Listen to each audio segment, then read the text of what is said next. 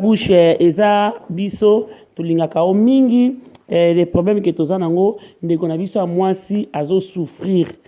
na Belgique mobali na ye azui mwasi mosusu mwasi anga na bana 5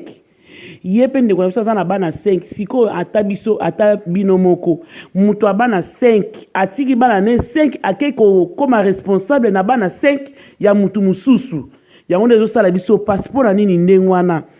tolingani te mwasi wana azape camarade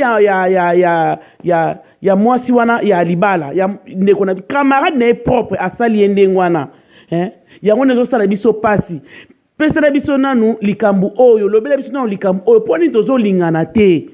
sikomo ekomi ke mobali ateka lo ndako bazana na Belgique pona nini pona akende ko soutenir mwasi wana abala mwasi wana mama ya bana seko tika mama na bana no 5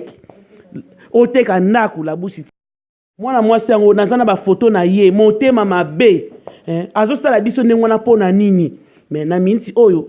semeki na biso wana aboyi abimida ya na ndako pona nini alinka ka mwana mwasi aza mukolo na koko tino ba photo na elekisela biso message oyo parce que yo za mopandisa ngo tolingaka yo mingi